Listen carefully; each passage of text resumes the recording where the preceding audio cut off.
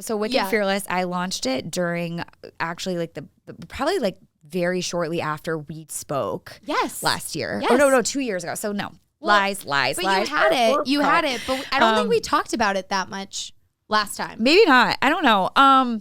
So I launched that during like the heat of the first lockdown. I basically had been talking about forever. Like, you know, in the room, I say all this dope shit and I do so much like excavating and looking and reading and like filling myself up with all this stuff. And I'm like, I have so much more to offer than 45 minutes to 60 people. Yes. So I basically launched a Wicked Fearless, and it's all about showing up as the best version of you, the most confident version of you. I like to say, you know, like life coaching. I call it confidence coaching.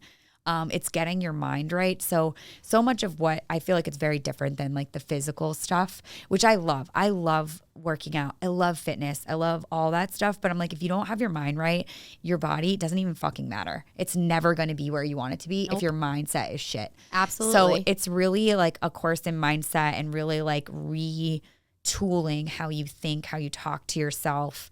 Right now it's 8 weeks. So every week is a different topic that kind of all meshes well together. That's so awesome. Yeah. I think I like the reframe of making it confidence coaching instead of life coaching.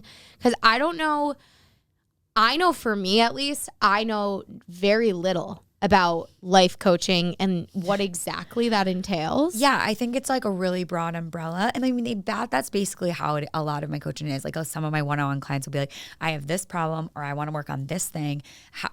And I feel like you have really good insight and knowledge in this thing. So I want you to help me because, again, like people buy off of either vibes or I like you or whatever it is that they come to me for. And we can work that. And then there's obviously the overall, but I think a lot of it is just like, how do I show up and be like, just feel better about myself? Because I think that's really where it starts. Like when you feel good, you can do good.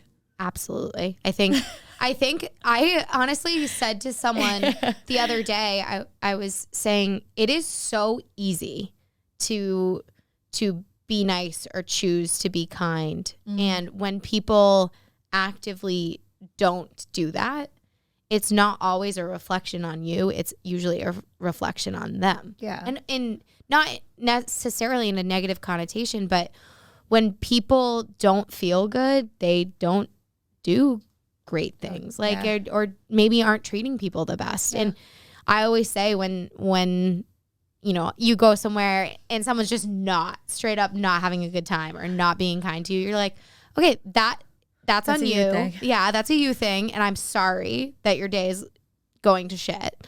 But also, if you choose kindness and, you know, goodness, then what you're putting out into the universe is going to be just that much better. Yeah. And I think even to take that one step further, when I see that, I'm like, what can we do to change that for you? Because that's like something deeper going on, whether it's like, you hate the way you look or you're being treated poorly at home or like, how do I get out of this? I want to leave this relationship, but I don't know how. There's so much. Mm-hmm. There's so much there. Do you help people through a lot of those different things with Wicked Fearless? So much stuff. Like, and I think I've joked about this before with like close friends of mine and just like, and it's not really joking, but like I also have constantly am enrolling myself in accelerators and containers and programs. So then I'm surrounded by like, I'm in masterminds and things like that. Mm-hmm. And I'm always like, we talk about a lot. Like sometimes I get out calls and I'm like, I'm not qualified for this. And I think of that.